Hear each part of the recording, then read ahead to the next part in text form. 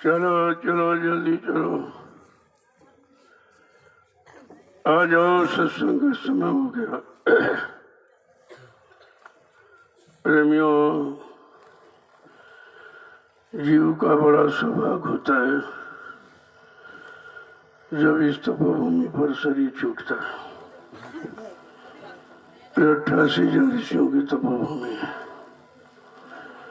बड़े सौभाग्यशाली जीव यहाँ से शरीर छोड़कर वो जीवात्मा अपने घर को जाती है। जाना तो एक दिन सबको है, लेकिन जाने का स्थान अलग अलग होता है। ये तो बड़े सौभाग्य की बात है कि जब ऐसी घड़ी और ऐसा समय मिले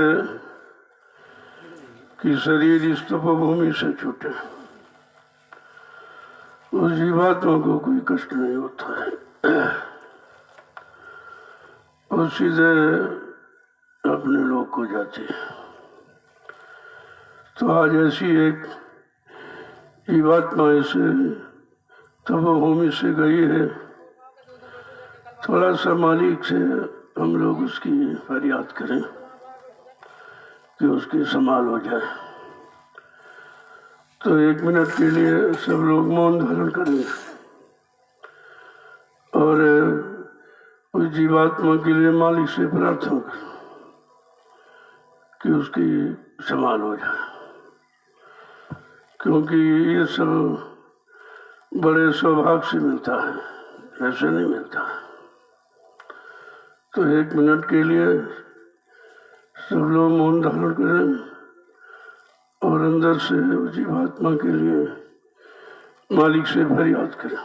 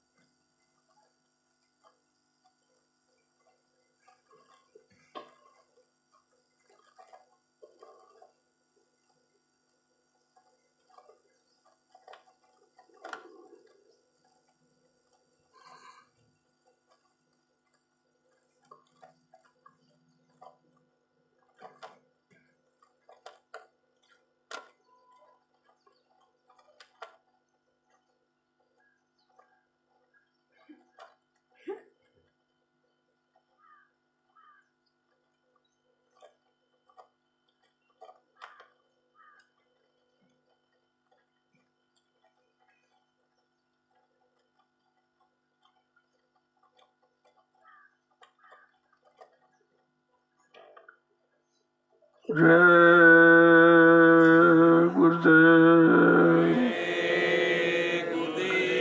जय गुरुदेव, जय गुरुदेव, जय गुरुदेव। नाम किसका? जय गुरुदेव नाम किसका, जय गुरुदेव नाम किसका, प्रभु का प्यारा नाम। समृद्ध दाता दयालु पूज्य स्वामी जी महाराज आज इस प्रातःकालीन नैमिषारण्य की तपोभूमि पर लघु सत्संग में सम्मिलित होने वाले समस्त सत्संगी प्रेमी जनों, बड़े सौभाग्य की बात है जब ऐसी घड़ी, ऐसा समय, ऐसा मुहूर्त हमें आपको वो संत वाणी सुनने को मिलेगा। ये भी सबकी किस्मत में नहीं होता है, ये तो किसी किसी को कभी कभी ऐसा वक्त समय मिलता है, लेकिन जब ऐसा समय मिल जाए तो हमें आपको ये सोचना चाहिए हमारे सबों पर हरि और गुरु की कृपा होगी। बिना परमात्मा की कृपा के संत महात्मा नहीं मिलते, और बगैर संतों की दया के जीवात्मा का उद्धार नहीं होता है। ये दोनों चीजें, जीवात्मा का कल्याण उद्धार, ये तो समय के सदगुरु पर निर्भर है। ये कोई पुजारी कोई इंद्रियों के शरीर के शुभ कर्म कराने वाले पर निर्भर नहीं है। जब संत महापुरुष मिलेंगे और वो जब रास्ता देंगे तब ये जीवात्मा उस रास्ते पर चल के अपने घर पहुंचेगी, क्योंकि यहाँ सारे रास्ते शरीर इंद्रियों के बताए गए मन के लिए, जीवात्मा के लिए किसी ने कुछ नहीं कहा। ऐसा मालूम देता है कि किसी को मालूम ही नहीं था या उनको बताने का अधिकार नहीं था, क्योंकि ये बड़ा गूढ़ रहस्य है। लेकिन संत महापुरुष इसको छिपाते नहीं। गूढ़ो तत्व न संत उदराऊ, जीवात्मा परमात्मा के गूढ़ राज को संत महात्मा कभी नहीं छिपाते, वो खोल के रखते हैं। अगर ये छिपाया गया होता तो फिर ये जीवात्मा को कोई मौका नहीं मिलता। जब यह अवसर मौका मिला है उसका लाभ हमें आपको उठा लेना चाहिए। पता नहीं ये शरीर है कब छूट जाए, इसका कोई कयाम नहीं है, क्योंकि ये काल का है और जीवात्मा दयाल की। अब इस काल के खोल में जीवात्मा रहती है। जब तक काल के खोल से निकालना नहीं मालूम होगा तब तक ये नहीं जाएगा। तो बड़ी खींचातानियां होती है। जब समय पूरा हो जाता है तब वो जमदूत आते हैं और आपके सीने पे लात रख के बहुत मारते पीटते हैं, क्योंकि ये कहा इसलिए मारते पीटे तूने जो वादा किया था वो तो काम किया नहीं, पूरा समय निकल गया। और शरीर में इसीलिए तुझे सौभाग्य दिया गया था कि जब आपकी बार मनुष्य शरीर में जब संत महापुरुष मिल जाएंगे और वो नाम की युक्ति दे देंगे, जो तेरा आधार है नाम, जब आधार मिल जाएगा तो तू अपने घर चली जाएगी। और तूने वो कुछ किया ही नहीं, तो वादा क्या किया वो हम भूले हुए। उसी वादे की जानकार संत महापुरुष कराते हैं। जब ये 5 महीने का पिंड से मतलब माँ के गर्भ में तैयार हो जाता है तब ये हरकत करता है, खुशबू बदबू की एहसास होने लगती है। गर्भ की स्थिति उल्टी, यानी मुंह नीचे पैर ऊपर होते हैं। जब सर नीचे पैर ऊपर है और माँ का मलमूत्र बच्चे के मुंह पर से 24 घंटे हो जाता है। अब आप सोचिए कितनी गंदगी, कितनी बदबू, कितना कष्ट होगा। उसी समय जीवात्मा परमात्मा से प्रार्थना करती है। वहाँ तो कोई देवी देवता बैठे नहीं, वहाँ कोई सहयोगी नहीं बैठा इधर का, केवल जीवात्मा परमात्मा दो ही। वो प्रार्थना करती है कि अब प्रभु कृपा करो यही भांति सब तज भजन कर जिन्नाती। ऐसी दया कृपा मेहरबानी कर दीजिए कि इस नरक कुंड से बाहर कर दीजिए। जब वो नरक कुंड से बाहर मैं जाऊंगी तो दिन रात तुम्हारा भजन करूंगी। आपने पूजा का वादा नहीं किया था, वादा तो भजन का किया, लेकिन फंस गए यहाँ पूजा में। क्यों? ये काल माया का देश है, यहाँ तो भजन वो करना ही नहीं देगा, क्योंकि भजन करके जीवात्मा निकल जाएगी और उसको फंसा के रखना है। बिल्कुल उल्टी स्थिति है। ये निकलने का रास्ता भजन और फंसने का रास्ता पूजा पाठ। जो शरीर इंद्रियों से आप करते हो, और शरीर इंद्रियां सब काल की हैं, तो काल ने अपनी पूजा यहाँ करवाई है। जीवात्मा के बारे में कोई भेद बताया नहीं गया, लेकिन जब संत महापुरुष आए उन्होंने रास्ता खोल दिया कि नहीं नहीं, जीवात्मा अपने घर जाएगी, उसको मानव शरीर में अधिकार मिला हुआ। अब यह है, मानव शरीर में अधिकार तो मिला, लेकिन इस अधिकार को कितने लोग सार्थक बना पाए। कहा जब अधिकारी मिलेगा, जिसको ये अधिकार है कि जीवात्मा को जगा के परमात्मा से मिलाने का, जब तक वो अधिकारी संत महापुरुष नहीं मिलेंगे तब तक ये काम नहीं हो सकता। मौका तो मिल गया, अवसर मिल गया, लेकिन मिलाने वाले नहीं मिले, ले जाने वाले पहुंचाने वाले नहीं मिले, तो ये अवसर व्यर्थ चला गया। तभी कहा कि जब ऐसी घड़ी मिल जाए कि मतलब यानी संत महापुरुषों के पास जाने का, तो बड़ा सौभाग्य समझना चाहिए कि हमारे करोड़ों जन्मों की तपस्या, करोड़ों जन्मों के पुण्य, करोड़ों जन्मों के संस्कार जगे हैं, तब हमको ये अवसर मिला। अब जीव को तो ये मालूम है नहीं ये अवसर मिला है, क्यों मिला है, मनुष्य शरीर मिला क्यों मिला, मनुष्य शरीर के मिलने का कारण क्या है, किस लिए हमको दिया गया, ये कुछ नहीं मालूम, क्योंकि ये जानकारी यहाँ दी नहीं गई। ये जानकारी सत्संग के द्वारा ही मिलती है। जब संत महापुरुष आए, उन्होंने सत्संग जारी किया और सबको ये जानकारी दी कि मानव शरीर आपको परमात्मा की प्राप्ति के लिए मिला है। अगर अब की बार चूक गए तो फिर ये अवसर मौका आपके यहाँ से निकल जाएगा, फिर मिलेगा नहीं। तो कहा कि संसार में आए हो तो संसार में रहो, लेकिन संसार तुम्हारे में आने न पावे। अगर आ जाएगा तो फिर यहाँ तुम रह जाओगे, फिर संसार के काम करोगे। संसार में आने के काम यही है, इंद्रियां और मन बुद्धि चित्त शरीर से मिलकर जो कि काम करोगे संसार में आने का। ये संसार से जाने का काम नहीं है। संसार से जाने का काम यह है कि हमें आपको संत महापुरुष मिल जाए और उनसे नाम की युक्ति मिल जाए और उस नाम की कमाई करके जीवात्मा जगह अपने घर पहुंच जाए, तब तो मानव जीवन सार्थक हो जाए। लेकिन ये मालूम किसी को नहीं। यहाँ तो केवल इतना बताया गया कि मनुष्य शरीर आपको किस लिए मिला है। आहार निद्रा भय मैथुनस्य, खाना पीना सोना कमाना, मल मूत्र त्याग करना, आल औलाद बच्चे पैदा करना, इसके अलावा मनुष्य शरीर का कोई काम आपको बताया नहीं गया। तभी कहा घिरी बदरिया पाप की बरस रहे अंगार, और संत नाते जगत में तो जर मरता संसार। यहाँ तो चारों तरफ पाप ही पाप गिरा हुआ है, और पुण्य है वो भी शरीर इंद्रियों वाला है। वैसे पुण्य आत्मा से होता है। इसी कहा भाई वो पुण्यात्मा है, पुण्य आत्मा से होता है। जब आत्मा का पुण्य क्या है कि मतलब नाम का आधार मिल जाए और नाम की कमाई करके अपने घर चली जाए, ये है सच्चा पुण्य। सच्चा पुण्य तो ये है।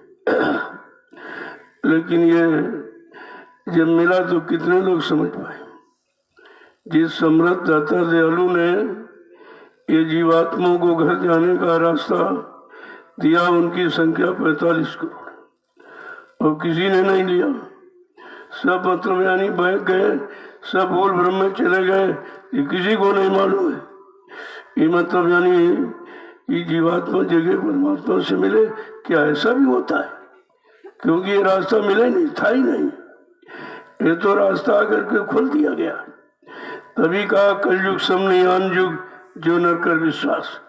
कलयुग के समान कोई अच्छा युग नहीं है जीवात्मा के लिए। वैसे तो खराब है, ये तो सबसे खराब है।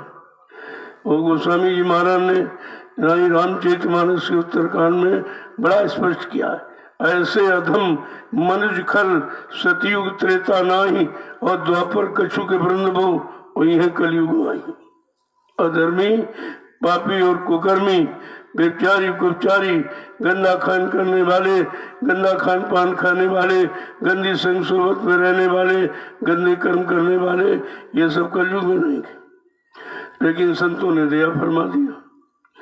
संतों ने तो कलयुग के गंदे जीवों पर ही दया किया, और वो किसी अच्छे युग में आए ही नहीं, न सतयुग में आए, न त्रेता में आए, न द्वापर में आए।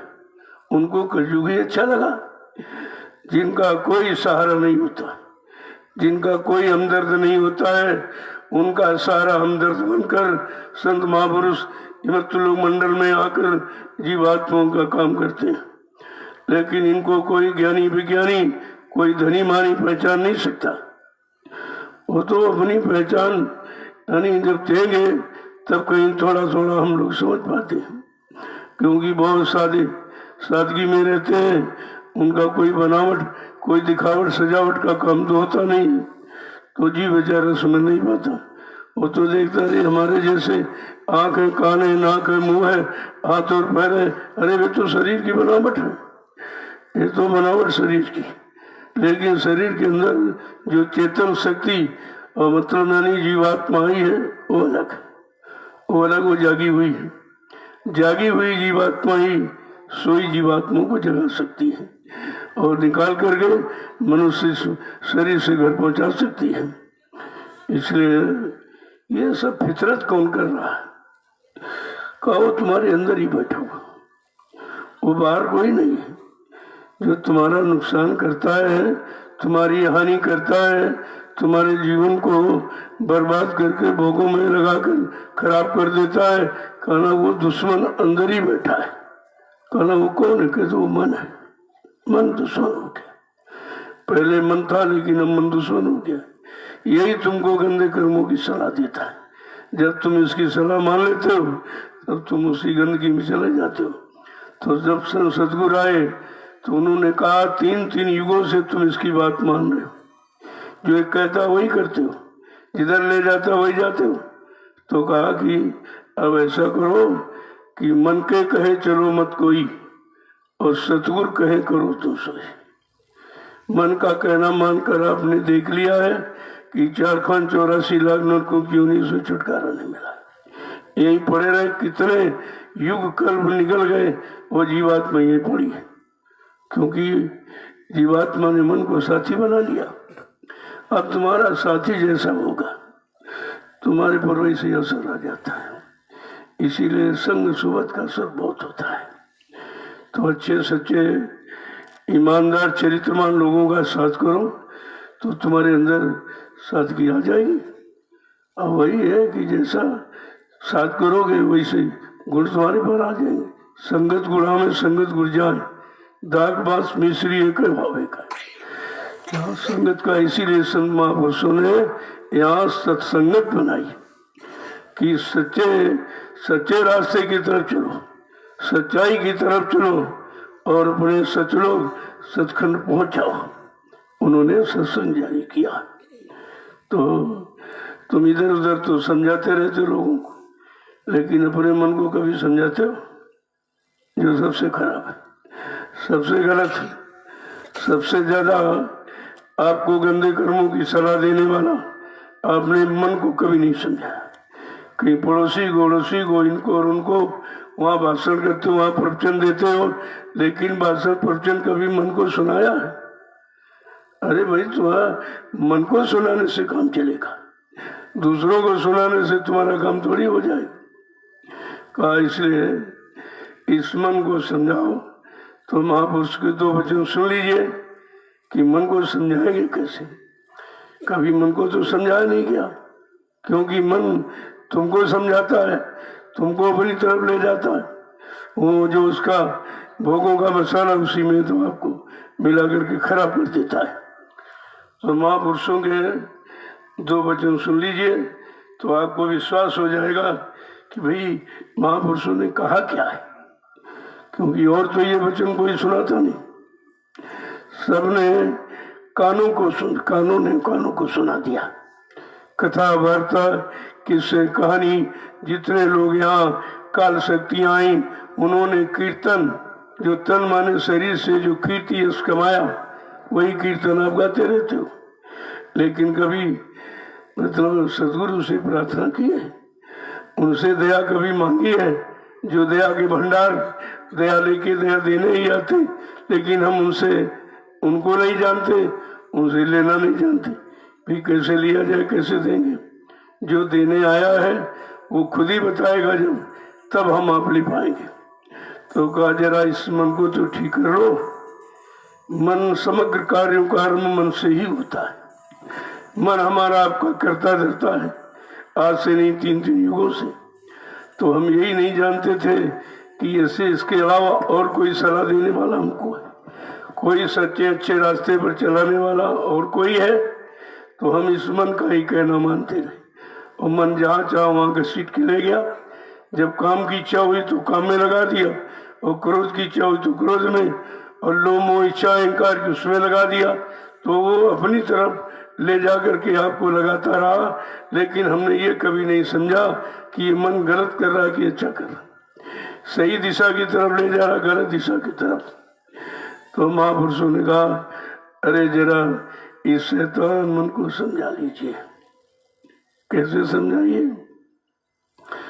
कि मन रे क्यों गुमान अब करना, मन रे क्यों गुमान अब करना, मन रे क्यों गुमान अब करना, मन रे क्यों गुमान अब करना। संत महापुरुष क्या कहते हैं? अपने शैतान मन से कहो तू ये गुमान घमंड क्यों कर रहा है? जो इंद्रिय को भोगों में जाता रहा और गुमान घमंड करता रहा, देख देख तुझको मिला क्या है? क्योंकि जब आया अहंकार किया कर रहे सब बेकार। आगे कह रहे हैं तुम जिसमें रह के गुमान कर रहे हो वो शरीर क्या है? कि तन तो तेरा खाक में मिलेगा, तन तो तेरा खाक में मिलेगा, तन तो तेरा खाक में मिलेगा, तन तो तेरा खाक में मिलेगा। 84 बिच फसना, 84 बीच फसना, मन रे क्यों गुमान अब करना, मन रे क्यों गुमान अब करना। कहता जिस शरीर को पाकर तू गुमान घमंड कर रहा है, ये शरीर एक दिन मिट्टी में मिल जाएगा, ये खत्म हो जाएगा। तब तेरा गुमान घमंड कहाँ जाएगा? और फिर तू ये 4 खान 84 इन नरकों में हमेशा चला जाएगा, कभी नहीं निकल पाएगा। इसलिए संत महापुरुष कहते हैं भाई इस शैतान मन को समझा लो, इसको सही सच्चे रास्ते पर लगा लो, इसको भोगों से हटा लो, और सतगुरु की अखंड वाणी इसको सुना दो। आगे क्या कह रहे हैं? कि दीन गरीबी चित्त में धरना, दीन गरीबी चित्त में धरना, दीन गरीबी चित्त में धरना, दीन गरीबी चित्त में धरना। काम क्रोध से बचना, काम क्रोध से बचना, मन रे क्यों गुमान अब करना, मन रे क्यों गुमान अब करना। कहते इसलिए गरुड़ गुमान घमंड को छोड़, दीन गरीबी को धारण कर ले, और काम क्रोध लोभ मोह जिसमें फंस के तू अपनी शक्ति को नष्ट कर रहा है, का उससे बच जा। यह समझाना है मन को, यह समझाना है भी काम और क्रोध, लोभ मोह अहंकार, ये 5 शत्रु तुझे घेर कर लूट लिया, तुझे तेरी शक्ति को खराब कर दिया है। तो कहा उस गरुड़ गुमान घमंड को छोड़ और दीनता गरीब को धारण कर ले, जो तेरा सच्चा बाना है। आगे क्या कह रहे हैं कि प्रीति प्रतीत गुरु से करना, प्रीत प्रतीत गुरु से करना, प्रीति प्रतीत गुरु से करना, प्रीत प्रतीत गुरु से करना, नाम रसायन घट में भरना, नाम रसायन घट में भरना, मन रे क्यों गुमान अब करना, मन रे क्यों गुमान अब करना। कहते प्रीत प्रतीत प्यार मोहब्बत गुरु से करना, जो तुम्हारे मन को सुधारने के लिए है, तुम्हारी जीवात्मा को काल माया के देश से निकाल कर घर पहुंचाने आए, का उनसे प्रीत प्रतीत करना। और जो नाम दान देते, नाम जड़ी, नाम औषधि है, रसायन है, उसको घट में रखना। जब तू घट में रख लेगा नाम को, तो काम क्रोध लोभ मोह छोड़ भगे मैदान, फिर वो टिक नहीं सकते इसमें। आगे क्या कह रहे हैं कि मन मलिन के कहे न चलना, मन मलिन के कहे न चलना, मन मलिन के कहे न चलना, मन मलिन के कहे न चलना, गुरु का वचन ही है में धरना, गुरु का वचन ही में धरना, मन रे क्यों गुमान अब करना, मन रे क्यों गुमान अब करना। एक एक वचन कैसे समझा रहे हैं। ये मन मलिन माने गंदा है, ये भोगों से सना है, अब इसका कहना मत मानना। इसका कहना मानकर तुम 4 खान 84 नरकों की योनियों से निकल नहीं पाए, ये उधर की तरफ ले जाने वाला है। अब इसका कहना नहीं, आपको मानना है और गुरु के वचनों को धारण करना। जो गुरु तुमको वचन बचाने के लिए कि काम से, क्रोध से, लोभ से, मोह से, अहंकार से बचाओ और धीरज से नाम की कमाई कर रहे हो, अपने घर चल पड़ो, तो कहते हैं ऐसे सतगुरु दयाल के वचनों को मानना है। आगे क्या कह रहे हैं, एक एक बात देखो कैसे कहते हैं कि ये मति मंद गहे नहीं शरणा, ये मत मंद गहे नहीं सरना, ये मति मंद गहे नहीं शरणा, ये मत मंद गहे नहीं सरना, लोभ बढ़ाए उदर को भरना, लोभ बढ़ाए उदर को भरना, मन रे क्यों गुमान अब करना, मन रे क्यों गुमान अब करना। का ये मतिबंद है, ये बड़ा ज्ञानी है, तो ये कभी सतगुरु की शरण को नहीं पकड़ता है, कभी नहीं सलाह देगा कि गुरु की तरफ चलो, उनके वचनों को सुनो और यहाँ काम करो, लोभ से बच जाओ। तो कहता ये कभी गुरु की शरण की तरफ आपको इशारा नहीं करता।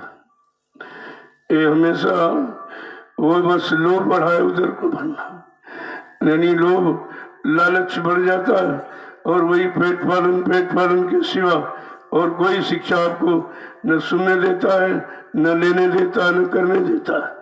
ऐसे अज्ञानी मन का आप कहना नहीं मानना। आपको आगे क्या कह रहे हैं कि तुम मानो मत इसका कहना, तुम मत मानो इसका कहना, तुम मानो मत इसका कहना, तुम मानो मत इसका कहना, इसके संग जगत बिच फसना, इसके संग जगत बीच फसना, मन रे क्यों गुमान अब करना, मन रे क्यों गुमान अब करना। केवल मन की तरफ इशारा करते हैं, तुम इसका कहना ही मत मानो। इसी का कहना मान करके अभी तक निकल नहीं पाए हो, और इसका कहना अगर मानते रहोगे तो यहाँ से कभी जाने का यानी नंबर ही तुम्हारा नहीं लगेगा, क्योंकि ये उधर की तरफ आपको जाने नहीं देगा कि जहाँ से काम होना है, जहाँ से निकलना है, जहाँ से फंसाव कम होना है।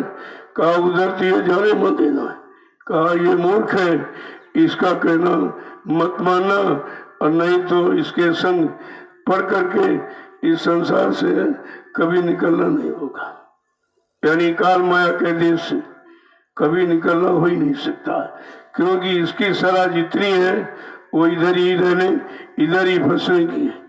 कैसे समझा के कह रहे कि इस मूर्ख को समझ पकड़ना, इस मूर्ख को समझ पकड़ना, इस मूर्ख को समझ पकड़ना, इस मूर्ख को समझ पकड़ना, गुरु के चरण कभी न बिसरना, गुरु के चरण कभी न बिसरना, मन रे क्यों गुमान अब करना, मन रे क्यों गुमान अब करना। ये मूर्ख है। मूर्ख माने जो अपनी मुक्ति करता है, न किसी की सुनता है, न किसी की मानता है, न करने को तैयार होता है, ऐसे को मूर्ख कहते हैं। कहा ऐसा ये मन सैलानी कहा न मानी, कहा इसका कभी कहना मत मानना, और इसको बहुत समझ करके अब पकड़ करके सदगुरु की शरण की तरफ ले जाना, उनके वचनों को सुनाना, वो जो कहे वही अब करना। कहते कि नहीं तो अगर इसकी बात मानते रहोगे तो इस मतलब यानी संसार से न कभी निकल पाओगे, इसलिए कि गुरु के चरण को कभी छोड़ना नहीं, बुलाना नहीं, वहीं से इस मन का सुधार होगा। और इसको कोई पूजा पाठ करा के सुधार नहीं करा सकते, कोई रुपया पैसा जमा करके नहीं सुधार कर सकते हो, घर मकान जमीन बना के सुधार नहीं कर सकते हो, आल बच्चे पैदा करके आप इसका सुधार नहीं कर सकते हो। कहते हो गुरु के वचनों को इससे पकड़ाओ, जब उनके वचनों को पकड़ेगा तब इसकी इधर की पकड़ ढीली हो जाएगी, जो भोगों की पकड़ है वो ढीली हो जाएगी। तो क्या कह रहे हैं, देखिए कि सतगुरु स्वामी का नाम सुमिरना, सतगुरु स्वामी का नाम सुमिरना, सतगुरु स्वामी का नाम सुमिरना, सतगुरु स्वामी का नाम सुमिरना, जो वो कहे वही अब करना, जो वो कहे वही अब करना, मन रे क्यों गुमान अब करना, मन रे क्यों गुमान अब करना। तो इसलिए सदगुरु स्वामी बार बार समझाते हैं, क्योंकि जिस भूल भुलैया में मन फंसा है उसी से निकालने के लिए बार बार समझाते हैं, जगाते हैं, चिताते हैं, होश में ले आते हैं, सही सच्चे रास्ते पर खड़ा करते हैं। कहा कि अब वो जो कहें वही अपने चित्त में धरना। अब इस मन का कोई काम, कोई हरकत, कोई आदत आपको पकड़नी नहीं है, तब तो सुधार हो सकता है, नहीं बहुत मुश्किल है। मेरे जीवन कार्य मन तू ही सर्वाधार है और तू ही इन इंद्रियों का सरदार है। तू मुझे पापी बना दे, चाहे तू धर्मात्मा, तेरे बस अच्छा बुरा कहता मुझे संसार है। बड़े बड़े ऋषि मुनियों को डिगा तूने दिया, जिनको इच्छा वासना ने कर दिया लाचार। जब बड़े बड़े ऋषि मुनि योगी मार्ग से नहीं बच पाए, उनको भी इसने भटकाया, भरमाया, उनको भी गिराया, तो हम सब कलयुग के गंदे कमजोर जीव कैसे बच पाएंगे? हमें तो किसी का सहारा चाहिए, वो भी समरस सहारा, जो सब प्रकार से संभाल करे, सब प्रकार से बचा करके हमें सही सच्चे रास्ते पर खड़ा करे और चला करके उस धाम पहुंचा दे। हमको तो ऐसे का सहारा चाहिए। लेकिन जब सहारा मिला तो कितने लोगों ने पहचाना? विचार करो कि मथुरा में आप इतने दिन गए रहे, 45 करोड़ जीवों को जिन्होंने समझाया, चिताया, जगाया, होश में खड़ा किया, काल माया के देश से निकलने की युक्ति नामदान दिया, तो बताओ कितने लोग सुधर पाए? किसने समझा? किसने ऐसे समर्थ मालिक को जाना माना, पहचाना और अपना बनाया, अपने मन जीवात्मा का काम करा लिया? कितने लोग निकले? कोई नहीं निकले, सब शरण छोड़ के भाग गए। कोई इधर भाग गया, कोई उधर भाग गया, कोई उधर भाग गया। और जहाँ गए वहां कुछ मिला है? जो मिल रहा था वो भी वहां नहीं, वो भी नहीं मिला, तो फिर गए किस लिए थे? अरे आदमी कहीं जाता है कुछ लेने के लिए जाता, कुछ लाभ के लिए जाता, लेकिन तुमने सतगुरु दाता दयालु की शरण छोड़कर जिनके पास गए हो, उन्होंने कुछ दिया तुमको? लिया है तो दिया नहीं, देगा वही जिसके पास होगा। जिसके पास कुछ है नहीं कैसे आपको देंगे? तुम ये भी नहीं समझ पाए कि इनके पास कुछ नहीं है, ये तुम्हें से रुपया और पैसा और सेवा, सामान और सम्मान मांग रहे। ऐसे भिखारियों से तुम्हें क्या मिलना? भिखारी से क्या उम्मीद करते? कुछ मिलेगा? अभी तक ये भी समझ में नहीं आया कि हमको कहाँ जाना चाहिए और किसके पास जाना चाहिए और इनके पास क्या है और क्या हमको ये दे सकते हैं, क्या हमारा कौन सा ये काम कर सकते हैं। कुछ भी आप तो विचार नहीं किया, जबकि बाबा जी ने अपना खोल कर परिचय दिया। इसीलिए परिचय दिया कि अगर कहीं चले जाओ तो कम से कम इस परिचय को याद करो, ये पूछो कि जो गुरु ने कहा क्या तुम वो कर सकते हो, वो हमारा काम कर सकते हो? ये आपको कहना चाहिए, पूछना चाहिए। जो ये दोनों लोग कह रहे हैं, एक कह रहे हैं कि गुरु ने हमको मतलब यानी वसीयत कर दिया और सभी अध्यक्ष और ये सब पद हमको दे दिया। एक कह रहा गुरु ने हमको नाम पावर दे दिया, तो को चलो ठीक है तुमको सब कुछ दे दिया, लेकिन कलजू भगाना और सज्जू ले आना ये किसको कह गए? ये कौन लाएगा? जीवात्मा का उद्धार कौन करे और कौन करेगा और पाप कर्मों से माफी कौन दिलाएगा? ये सब आपको पूछना चाहिए। कुछ नहीं, क्योंकि आपने वचनों को सुना नहीं था। कानून ने तो सुना, लेकिन ये इसी शैतान मन ने वचनों को स्वीकार नहीं किया। तुम सब भ्रमित हो गए, सब भूल भर में चले गए और अभी तुम्हारी समझ में नहीं आ रहा।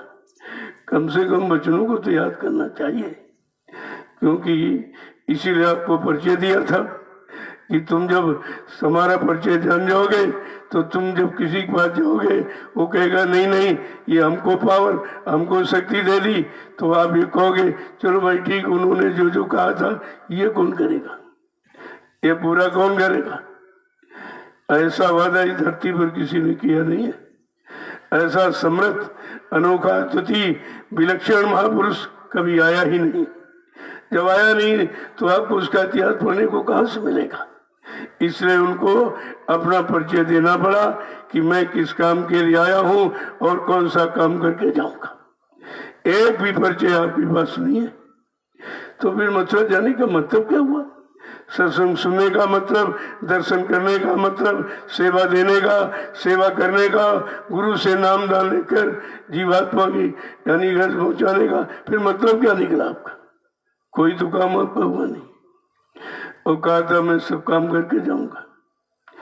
जब ये कहा है कि जो मैंने यहाँ कहा ये सब काम करके जाऊंगा, इस काम को पूरा करने के लिए मुझे कोई लीला, कोई खेल, कोई करिश्मा क्यों न करना पड़े, लेकिन मैं काम करके जाऊंगा। आप इसे भूल गए। जब ये कहा था कि मैं परिवर्तन करने आया हूं, परिवर्तन करके ही जाऊंगा, कोई माई का लाल मुझे इस परिवर्तन से न रोक सकता है, न मेरा काम कोई कर सकता है। क्या इतना बड़ा चैलेंज और किसी ने सृष्टि में किया? सब भूल गए आप। इतना समर्थ महान आपको मिला, लेकिन आपने उनकी पहचान नहीं की। एक एक परिचय उन्होंने अपना आपको 60 वर्ष 10 जुलाई 1952 से 2012 जिसने 60 साल परिचय दिया, 60 साल आपको जगाया, चिताया और आप कुछ नहीं समझ पाए। एक भी वचन नहीं आपके पास।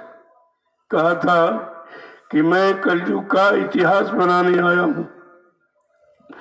ये बताओ, इतिहास क्या कोई इंसानी नाम से बना कभी? अरे पिछले युगों का भी पढ़ लीजिए कि सतयुग का इतिहास योगियों ने जो हरि नाम जगाया था उसके द्वारा बना। त्रेता का इतिहास जो ऋषियों ने राम नाम जगाया उसके द्वारा बना। और द्वापर का इतिहास जो कृष्ण नाम जगाया गया था उसके द्वारा बना। इंसान के द्वारा तो नहीं बना। तो फिर तुम ये भूल कैसे गए? ना तुमको पिछला याद है, न वर्तमान को समझ पाए, तो इसीलिए तो भूल भुलैया में चले गए। तुम्हारी समझ में कुछ नहीं आया। तो इतिहास जगाए नाम से बनता है। तो यहाँ किसी ने नाम जगाया है, जिनके पास गए हो उन्होंने कोई नाम जगाया, और नाम तो दाता दयालु ने जय गुरुदेव नाम जगाया।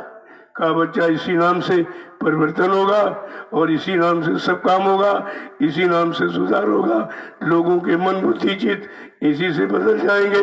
ये सब जानकारी आपको दी गई, लेकिन तुमने सत्संग बच्चों को पकड़ के नहीं रखा।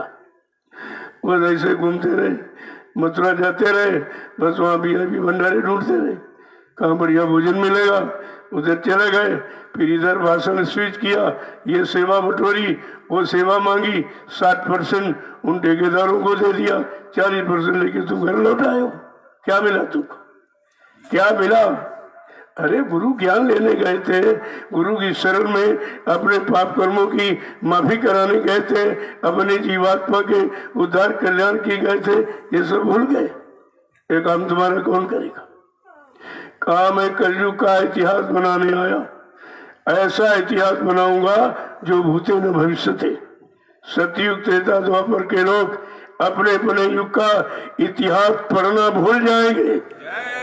कहा मैं ऐसा चमत्कार करके दिखाऊंगा जिसको हिंदुस्तानी नहीं सारा विश्व नमस्कार करेगा। फिर ये सब कहाँ भजन चले गए? ये सत्संग कहाँ चला गया? तो सुना होता, वचनों को पकड़ा होता तो आप भूल भ्रम में कभी नहीं जाते, कि वचन बचाने का काम करता है, डिगाने का, गिराने का, फंसाने का काम नहीं करता। लेकिन आपने कुछ किया नहीं, कुछ भी नहीं किया। कितनी इधर का भी दोनों तरफ का काम का वादा है। कहा था कि मैं रानी सुख शांति, विश्व को सुख शांति दूंगा, और तुम अपने को नहीं सुख शांति दे पाए। जिनके पास गए हो उनको सुख शांति है खुद? क्या उन्होंने किसी एक यानी जीव को सुख शांति दे पाए? पता नहीं किस बुद्धि से आपने ये सब देखा, और किन आंखों से आपने गुरु का दर्शन किया, और किन कानों से गुरु की वाणी को सुना, और बुद्धि से क्या आपने पहचान किया? सब तो भ्रमित हो, और अभी समझ में नहीं आ। मैंने 8 बरस फिर दोहराया, 8 बरस फिर उन्हीं वचनों को दोहराया गया। घूम घूम कर पूरे हिंदुस्तान में बड़े बड़े मंच लगाकर मैंने फिर उन्हीं वचनों को दोहराया। एक बार फिर मौका मिल जाए इनको, लेकिन फिर किसी ने नहीं सुना, किसी ने नहीं सुना है। लेकिन धीरे धीरे जीवों ने सुना, कुछ समझा तो आने लगे। अब ये अनोखा दृश्य है नैमिषारण्य की तपोभूमि पर। ये संदेश कहीं नहीं हो रहा, पहले भी नहीं कहीं को देता था। यहाँ तो 3-3 युगों से कथा वार्ता आपको सुनाई गई है। शरीर, इंद्रियों वाले कर्म, जीवात्मा के बारे में किसी ने कुछ नहीं कहा। अनोखा संदेश 60 वर्ष हिंदुस्तान की धरती पर दिया गया, तभी लोगों ने इन्हें समझा। आज वही वचन फिर आपके सामने इस नैमिषारण्य की तपोभूमि से प्रसारित हो रहा है। अभी आपकी समझ में नहीं आ रहा। कब समझोगे, कब जागोगे, कब चेतोगे, कब अपना काम बना पाओगे? ये समय निकल जाएगा, फिर आपको मिलेगा नहीं। ये मानव जीवन बार बार नहीं मिलता। एक बार अवसर, चांस, मौका हमें आपको मिल गया तो हमें आपको उसका लाभ उठाना चाहिए, ये लाभ लेना चाहिए। और आप देखिए पूरे हिंदुस्तान में फिर सब मतलब यानी सबके मुंह बंद हो गए। न नेता कोई भाषण करता, न महात्मा कोई प्रवचन करता। ये लॉकडाउन में देखा आपने सब। लेकिन इस नैमिषारण्य की तपोभूमि से बराबर संदेश जा रहा। यहाँ कोई रुकावट नहीं थी, क्योंकि यहाँ कोई लोभ लालच, निजी मान सम्मान, अधिकार पाने का ये वचन संदेश नहीं दिया गया। ये तो सर्वभूत हिते रता, सबका कल्याण हो, सबका लाभ हो, सबका मतलब यानी उद्धार हो, सबको सुख शांति मिले, वो संदेश यहाँ से दिया गया और बराबर दिया जा रहा, निरंतर बंद नहीं है। तब भी लोगों की समझ में नहीं आ रहा। आखिरकार ये संदेश तपोभूमि नैमिषारण्य से ही क्यों प्रसारित हो रहा? क्योंकि यहाँ से आपको एक संदेश और दिया गया था। 10 जुलाई से 23 जुलाई तक, जब गुरु पूर्णिमा का कार्यक्रम 1997 में इसी नदी के उस पार हुआ था। अब इस पार हो रहा, उस पार हुआ था। और आखिरी दिन यही कहा गया था, बच्चा ये 88,000 ऋषियों की तपोभूमि है, यहीं से सतयुग के अंकुरन निकलेंगे। तो क्या अंकुरन कोई आसमान में निकलेंगे? अरे सबका आधार जमीनी तो है। तो 88,000 ऋषियों की तपोभूमि से कुछ होना है, कुछ काम होना है, कुछ संदेश जाना है, कुछ सुधार होना है, कुछ एक नया इतिहास बनना, नया चमत्कार होना है। तभी तो ये सब हो रहा है।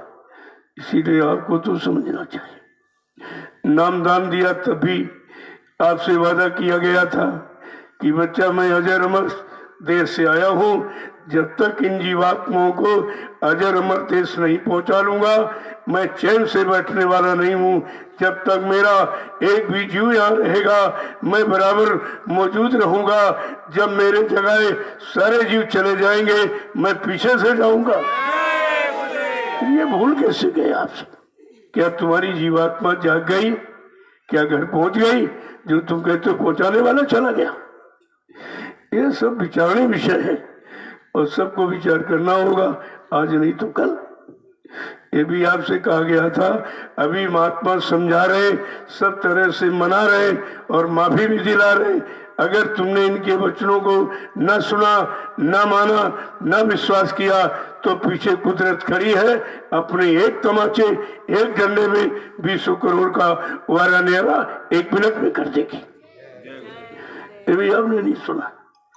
जब नहीं सुना, नहीं माना, तो उन्होंने चार्ज कुदरत को दे दिया। ये कुदरत को चार्ज देते। जब आप नहीं माने, क्यों वो काल शक्ति तो है नहीं, किसी को श्राप दे दे, किसी को हानि कर दे, किसी को सर्वनाश कर दे, ये दयाल शक्ति काम नहीं करती। ये सबको बचाने का काम करती। इसीलिए तो अनोखी शक्ति है ये। यहाँ तो काल शक्तियों का इतिहास तुमको सुनाया गया, पढ़ाया गया, उन्हीं का यहाँ काम दिखाया गया, लेकिन दयाल शक्ति का तो इतिहास आपने पढ़ा नहीं कि काल किस काम के लिए आता है और दयाल किस काम के लिए आता है। काल भी समझाने के लिए आता है, लेकिन जब लोग नहीं समझे तो उसने मारकाट खलियान कर दिया। लेकिन संत महापुरुष समझाने आते हैं और नहीं मानोगे तो वो तो मारकाट नहीं करेंगे, लेकिन कुदरत को ये सब फैसला उसके हाथ में देते। अब कुदरत करेगी, अभी 1 मिनट में समझ आ जाएगी सबको। जब कुदरत ने एक चुटकुला थोड़ा सा छेड़ दिया, सारा विश्व तबाह हो गया। तब भी रोने लगा, सबकी बुद्धि फेल हो गई, सबका ज्ञान ध्यान यानी सब खत्म हो गया। कहा था बच्चा, अणुबम परमाणु बम सीमित क्षेत्र को नुकसान कर सकता है, लेकिन कुदरत नाराज हो जाएगी अगर कीटाणु बम छोड़ देगी, सारा विश्व तबाह हो जाएगा। एक कीटाणु बम है, किसी के पास की दवा नहीं है, ये दवा वह किसी के पास नहीं। और देख लीजिए आप, निरंतर बढ़ता चला जा रहा, निरंतर बीमारी रोगी बढ़ते चले जा रहे। अब भी कोई विचार नहीं कर पा रहा कि कारण क्या है। तुम अभी दुनियावी बुद्धि से मतलब प्राकृतिक प्रकोप को खत्म कर सकते हो, तुम्हारी बुद्धि काम करेगी उधर। वो तो संत महापुरुषों का विषय है। पहले भी कहा था, ऐ भाई दुनिया के लोग, न्याय करता न्याय देने वाले, न्यायालय में बैठने वालों, इस भारत जनता को न्याय दे दीजिए। तुम चंदा नोट वोट महंगाई गरीबी सभी चीजें वसूल करते हो, यही तुमको देती है। इस भारत जनता को न्याय दे दीजिए। अगर न्याय नहीं दोगे, ये न्याय कहीं अगर महात्माओं के हाथ में चला गया तो फैसला संत कर लेंगे, तो हाकिम चाट बेचेंगे और वकील पुराना टाट बेचेगा। तो इसलिए कहा भाई आप कर दीजिए इनका काम। आपने चंदा है, नोट है, वोट है, महंगाई गरीबी है, टैक्स है, अरे सब तो इस पर लगाकर वसूल कर रहे हो, आखिरकार इसका काम कब करोगे?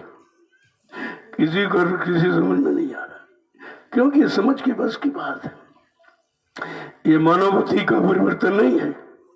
पिछला परिवर्तन था वो बुद्धियों का था, ये मानव बुद्धि से परे न मानव समझ सकता है, न मानव कर सकता है, न मानव विश्वास ही कर सकता। वो परिवर्तन करके दिखाया जाएगा, तभी तो इस चमत्कार को दुनिया नमस्कार करेगी। ऐसे कौन मानने वाला? ऐसे अगर समझाने से मान जाते तो 60 साल या किसी ने इतना नहीं समझ दिया समझाने जितना बाबा जय गुरुदेव जी महाराज ने 10 जुलाई 1952 से 2012 ये समझाने का समय था। लेकिन कितने लोग समझ पाए? जो शरण में गए वही नहीं समझ पाए। चलो दुनिया वाले तो नहीं मतलब शरण जा पाए, नहीं इतना सौभाग्य बन पाया कि उनकी शरण में पहुंचे, लेकिन जो पहुंचे तो कितने समझ पाए? सब तो शरण छोड़ के भाग गए और कहते मर के चले गए। ये उल्टा और प्रचार कि मर के चले गए। अरे मर के चले गए तो ये काम करेगा कौन? क्या तुम्हारे किसी का बस का है कि परिवर्तन कर दो? बात तो समझने की है, लेकिन समझ में भी किसी की नहीं आ रहा। तभी तो आप इस भूल भुलैया में चले गए। तो ये मन को समझाइए आप, और किसी को समझाने की कोशिश मत करो। पहले पहले मन को समझा लो, तुम्हारा मन मान जाएगा। यही मन सबके अंदर है, तुम सबको बना लोगे, सबको समझा लोगे। बात तो मन की है, शरीर को थोड़ी समझाना। आंख कान कान मुंह हाथ पर वो नहीं समझाना है, मन को समझाना है। अगर मन समझ में आ जाए तो काम बन जाए। यहाँ तो शरीर इंद्रियों के शुद्धिकरण के लिए आपको पूजा पाठ तीर्थ व्रत दान हवन जप यज्ञ गंगा स्नान ये सब कराया गया, लेकिन शरीर भी शुद्ध नहीं हो पाया, क्योंकि आप शुद्धिकरण के सिद्धांतों को नहीं समझते हो कि शुद्ध कैसे होता है। प्रथम गंदगी है खान पान की, जब तक ये नहीं दूर होगा कुछ होने वाला नहीं है। जब शरीर में गंदगी पहुंच जाएगी तो मन गंदा, चित्त गंदा, बुद्धि गंदे, सब तुम्हारा देखना सुनना उठना बैठना बोलना चलना सोचना समझना करना कराना ये सब गंदा ही हो जाएगा। जब गंदा हो जाएगा तो सब परेशान हो जाओगे। गंदगी को कौन चाहता है? गंदगी में कौन रहना बैठना चाहता? और गंदगी के सिवा और करना तुम कुछ जानते ही नहीं हो। तुम शुद्धता का पाठ पढ़ते नहीं हो। जो संत महापुरुष शुद्धता का, पवित्रता का, चरित्रता का जो पाठ पढ़ाने आए, आप उसको कभी नहीं पढ़ते। अभी आप मनमानी कर रहे हो, नहीं समझ में आता। जय गुरुदेव, जय गुरुदेव, जय गुरुदेव, जय गुरुदेव। नाम किसका? जय गुरुदेव नाम किसका, जय गुरुदेव नाम किसका, प्रभु का प्यारा नाम। जरा खड़े हो जाइए तो देखो अभी नहीं करे वो भाई पीछे वाले, पहले इशारा समझा करो कि आपको खड़े होने के लिए क्यों कहा जा रहा। खड़े होने के लिए, कुछ काम करने के लिए, कुछ सही सच्चे अच्छे रास्ते पर चलने के लिए खड़ा किया जा रहा। जब सही सच्चे अच्छे रास्ते पर आप चल पड़ोगे तो ये सब लोग चल पड़ेंगे। ऐसे तो बदलता है, लेकिन अगर बदलाव देखना चाहते हो तो सबसे पहले अपने को बदलो, अपने गंदे खान पान को, अपनी गंदी आदतों को आपको बदलना है।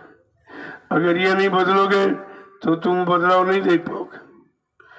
परिवर्तन तो होगा, इसे कोई रोक नहीं सकता, लेकिन परिवर्तन देखने तक कितने लोग बच पाएंगे, इस पर भी तो विचार करना चाहिए। अगर इसी का तुम दृढ़ संकल्प कर लो कि बाबा जी का परिवर्तन जरूर देखें, तो आप शाकाहारी हो जाइए। जब शाकाहारी हो जाओगे तो परिवर्तन दिखेगा। लेकिन मांसाहारी, शराबी, कबाबी उस सच्चे अच्छे परिवर्तन को नहीं देख पाएंगे। बार बार लोगों से कहा जा रहा कि चलो तुम महात्मा धर्मात्मा नहीं बन पाए, सच्चे ईमानदार त्यागी तपस्वी नहीं बन पाए, अरे तो शाकाहारी बन जाओ। इसमें कौन सी आफत है? शाकाहारी बनने में कोई खर्चा नहीं, बल्कि जो अनावश्यक धन गंदे खान पान में आप बर्बाद करते हो, वो धन तुम्हारा बच जाए, वो धन तुम्हारे बाल बच्चों की पढ़ाई लिखाई में, शादी ब्याह में, घर मकान बनाने में काम आवे। महात्मा सब तरफ से तुम्हारी मदद करना चाहते हैं, लेकिन दुनिया ऐसी बाबरी, कोई ग्राहक न बतिया, कोई लेने वाला नहीं, कोई समझने वाला, कोई सुनने वाला, कोई करने वाला है ही नहीं, तो फिर मिलेगा कैसे? तो इसलिए वो तो होना ही है, क्योंकि कर्मों की गति को संत महापुरुषों के सिवा कोई बदल नहीं सकता। यहाँ तो धर्मशास्त्र में लिखा, कर्म गति टारे ना टरी। गुरु वशिष्ठ से पंडित ज्ञानी, जिन शोध के लगन धरी, और सीता हरण और मरण दशरथ को, और बनहुम विपद पड़ी, कर्म गति टारे ना टरी। ये ऋषि मुनियों की बस की बात नहीं थी, वो भी नहीं टाल पाए। ये तो समर्थ सदगुरु की बात है। वो कर्म कहते, कर्ता कर्म लेख से न्यारा, वो कर्तव्य कराने वाला, कर्म कराने वाला उन सबसे न्यारा और अनोखा है, जो कुछ आपने बुरा किया है उसको भी माफ करा देगा और अच्छे का अच्छा परिणाम दे देगा। तो दोनों चीजें आपके साथ, यही तो समझना, आपको करना क्या है। अगर ये समझ लो तो जल्दी हो जाएगा, नहीं तो देर तो बनी ही रहेगी। ये तो लोगों ने कहा भाई सतयुग कब आएगा? हमने जब तुम सतयुगी बन जाओ, कलयुग से हट जाओ, कलयुग के खान पान, कलयुग के कर्म से अरे बच जाओ तो सतयुग आ जाएगा। सतयुग किसी देश बाजार से मूल थोड़ी खरीद के लाना है, वो तुम्हारे अंदर बैठा, तुम्हारे अंदर से निकाला जाएगा। जब तुम्हारे अंदर से गंदा खान पान निकल जाएगा, गंदी सोच और गंदे कर्म करते ये सब खत्म हो जाएंगे, तो सजीव तुम्हारे अंदर बैठा हुआ। बात तो लोगों की समझ में आता नहीं। अरे बाबा जी कोई मतलब देश से कोई खरीद के थोड़ी ले आएंगे जो आपको दे देंगे। सतयुग का मतलब है आंखें सत्य देखने लगे और कान सत्य विचार करने लगे, का सुनने लगे सत्य वाणी, और तो मन सत्ता सच्चा संकल्प विकल्प करने लगे, बुद्धि सच्चा निर्णय लेने लगे, पैरों से सच्ची जगह चल के जाने लगो और हाथों से सत्य सेवा कर्म करने लगो, तो उसी का नाम तो सतयुग है। सतयुग माने व्यवस्था, वो व्यवस्था को सतयुग कहती। अभी तक तो बात समझ में किसी के आई नहीं। इस सतयुग मतलब क्या है, कलयुग का मतलब क्या है। आज व्यवस्था खराब क्यों है कि कलयुगी खान पान, कलयुगी कर्मों में सब जुटे पड़े और चाहते हैं अच्छा हो जाए, अच्छा हो जाए। अच्छा वो कैसे जाएगा? सबके अंदर इच्छा है कि अच्छा समाज हो, अच्छा देश हो, अच्छा परिवार हो, अच्छे माँ बाप हो, अच्छे भाई हो, अच्छी पत्नी मिले, अच्छा पति मिले, अच्छे बच्चे मिले। लेकिन कभी ये सोचते हो कि हम अच्छे कर्म भी करें? जब कर्म प्रधान देश है तो बगैर कर्म तो कुछ होना नहीं। उन्हीं कर्मों की गति को बदलना है, और कुछ नहीं। कोई बदलने का मतलब यानी सर नीचे पैर ऊपर थोड़ी कर दिया जाएगा। जो अंदर में है उसे निकालना है, जो अंदर में गलत है उसे निकालना है, और सच्चा अंदर में प्रवेश हो जाएगा तो तुम्हारे अंदर सचिव दिखाई देगा आपको। बात तो समझ में किसी की आई नहीं। इतने दिन आपको सुनाया समझाया गया, इतने दिन प्रचार प्रसार किया गया, लोगों की समझ में कुछ आया? बाबा जी ने क्या कहा था? जब राजनीतिक लोग अपना हथियार डाल देंगे, कहेंगे न्याय सुरक्षा मेरे बस की नहीं, रोजी रोटी देना मेरे बस की नहीं, यानी गरीबी बेरोजगारी हटाना मेरे बस का नहीं, महंगाई टैक्सों की भरमार का रोकना मेरे बस का नहीं, चोरी डकैती कत्ल बलात्कार ये भी का रोकना मेरे बस का नहीं, और ये धार्मिक धरा जो भगवान राम की है और कर्म भूमि भगवान कृष्ण की है और योग भूमि ये संतों की है, जब तक इस पर से गंदा खान पान नहीं हटेगा, हिंसाएं और हत्याएं बंद नहीं की जाएंगी, का यहाँ कुछ नहीं हो सकता, कुछ भी नहीं हो सकता। तुम कितना जोर लगा लो, तुम्हारे से कुछ होने वाला नहीं है। और पहले भी कहा गया, जोर लगा ले अहले जमाने, कब तक जोर लगाएगा, और जग में जय गुरुदेव का झंडा लहे लहे लहराएगा। इसे कोई नहीं रोक सकता है, इसे कोई रोक नहीं सकता। और कितने झंडे लहराए जाने कुछ हो रहा, उन झंडों से उन पंडों से कुछ हो रहा है तो तुम्हारे सामने तो हो रहा है। इस 70 साल की आजादी में कितने झंडे बदले गए, लेकिन पंडे वही बने रहे। काम झंडा करेगा कि पंडा करेगा? झंडा तो अधिकार का प्रतीक है, लेकिन जब पंडा ठीक नहीं है तो अधिकार कैसे पाएगा? यह सब विचारणीय विषय है, इस पर गंभीरता से विचार करना चाहिए, उस श्रृंखलता से विचार करने में कुछ नहीं मिलेगा। जय गुरुदेव, जय गुरुदेव, जय गुरुदेव। नाम किसका? जय गुरुदेव। नाम किसका? प्रभु का प्यारा नाम। जोर से बोलो, सब मिल बोलो, बोलना होगा, अभी से बोलो। दुख दर्द हरेंगे, सब कष्ट हटेंगे, सुख शांति भी देंगे, सबके दाता, सबके मालिक। प्रेम से बोले, ये नाम नहीं इंसान का, ये नाम है प्रभु का, ये काम नहीं इंसान का, ये काम है प्रभु का। देखो समय का जगाया नाम जय गुरुदेव चैलेंज कर रहा है कि अब ये काम इंसानी बुद्धियों का नहीं है, जो दुनियावी बुद्धियों का नहीं है। बार बार संकेत किया जा रहा, लेकिन संकेत इशारा समझदार के लिए होता है। जहाँ ना समझदार हो वहाँ इशारों को कौन समझेगा? ये सब आपको विचार करना चाहिए। नाम अपना पूरा परिचय दे रहा कि मैं वो काम करूंगा जो इस भूमंडल पर किसी ने नहीं किया। यहाँ तो दुख है, नाम का नाम सुख देंगे सबको। यहाँ शांति है, भ्रांति क्रांति है, वो नाम कह रहा मैं शांति दूंगा। कहा जब शांति दूत उस सत्यलोक सचखंड से आता है, शांति वो प्रदान करेगा। यहाँ कामी क्रोधी लोभी लालची ये इनके बस का काम नहीं कि शांति दे, ये खुद ही अंदर में शांति नहीं पाए, सब दौड़े घूम रहे। मतलब यानी ये मिल जाए वो मिल जाए, इधर से आ जाए उधर से आ जाए, जैसे आ जाए तैसे आ जाए, यानी मतलब कोई सिद्धांत कोई मर्यादा कुछ नहीं।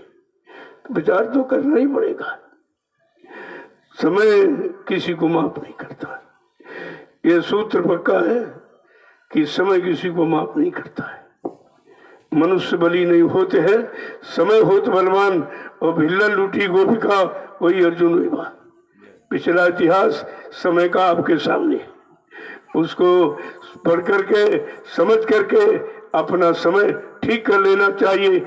यही बुद्धिमान का बुद्धिमानी का परिचय है, लेकिन किसी की समझ में नहीं आ रहा। कि भाई हम क्या करें क्या न करें। ये आपत्तियां, मुसीबत, बीमारियां, लड़ाई झगड़े, दैवी प्रकोप, दुर्घटनाएं, अकाल मौतें, ये कैसे जाएंगी? क्या कोई इस पर विचार कर रहा है? क्योंकि ये मानव बुद्धि का विचार नहीं है, ये तो संत बुद्धि का विचार है। उन्होंने ये विचार रखा है। जय गुरुदेव, जय गुरुदेव, जय गुरुदेव। नाम किसका? प्रभु का प्यारा नाम। जय गुरुदेव। देखो अब अपनी सेवा में चले आ। कोई सेवा ना हो तो भजन करो बैठ के, ये भी सेवा है। 4 प्रकार की सेवा है, तन की, मन की, धन की। चौथी सूरत की सेवा है। ये भजन सूरत की सेवा है और सबसे महत्वपूर्ण है।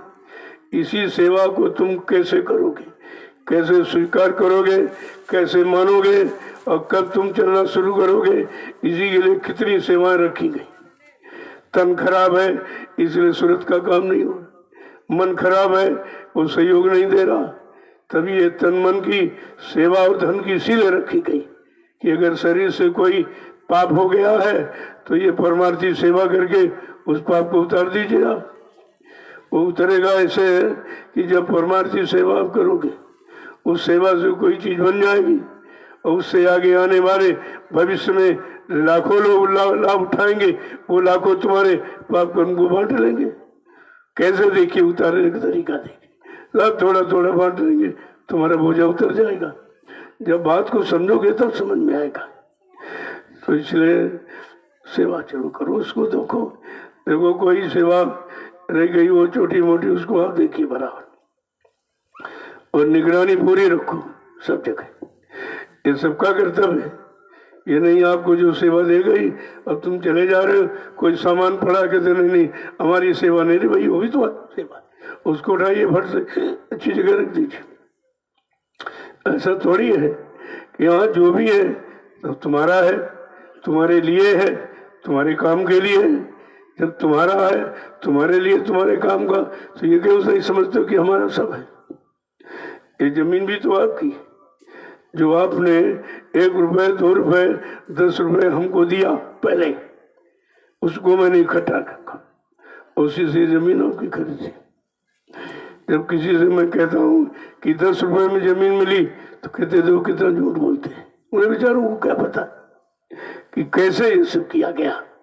हाँ ये जरूर है, अगर यानी खाया गया होता, जेब भरी गई होती, बैंक बैलेंस किया तो फिर कुछ नहीं होता, तब भी कुछ नहीं होता। लेकिन ये जिस काम के लिए प्रेमियों ने दिया उसका उसी काम में लगा दिया कि हम क्या करेंगे, हमको हमारा उससे कोई मतलब नहीं है। हमारा मतलब ये इसलिए कि आप आते हो यहाँ फेंक जाते हो जबरदस्ती। मैं कहता भाई कोई सेवाएं मानी, भजन करो भजन करो। अब कहते भजन नहीं हो रहा। अब भजन की स्थिति परिस्थिति बनाने के लिए ये सब करना पड़ रहा है कि भाई चलो तुम्हारी सेवा जहाँ लग जाएगी तो सेवा से मन बदलेगा, तन साफ होगा। ये सब शुद्धिकरण के लिए किया जा रहा। जब तन मन इंद्रियां सब पाक सब निर्मल पवित्र हो जाएंगी तो तुम भजन करने लगोगे। भजन करने का माहौल तो बनाइए, भूमिका व्यवस्था तो तैयार करिए। आपसे कितनी बार कहा कि सतयुग आएगा जरूर, पर पृष्ठभूमि बन जाने दो। ये पृष्ठभूमि बनाई जा रही, सब जो भी आपसे कराया जा रहा ये सब उसी तरफ इशारा है। तब धीरे धीरे समझ जाओगे, करने लगोगे तो सब जानकारी तुम्हारे पास आ जाएगी। लेकिन बिना किए जानकारी नहीं मिलती, इसलिए आपसे कराया जाता। यहाँ देखो तमाम तरह की सेवाएं देख लीजिए। कोई सी सेवा जो ही जिम्मेदार है उसे पूछो भाई कोई आज सेवा है। धीरे धीरे व्यवस्था बनाई जा रही है कि फिर कोई सेवा का तरीका निकल आए तो प्रेमी यहाँ आते हैं तो सेवा नहीं करेंगे तो शरीर का मंजन कैसे होगा, शुद्धता कैसे होगी, वो तो बहुत जरूरी है।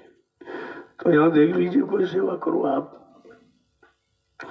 मैं शाम को सबसे मिलता हूँ, वो ये शिकायत नहीं कर सकता भाई मिलते नहीं है मिलते नहीं है।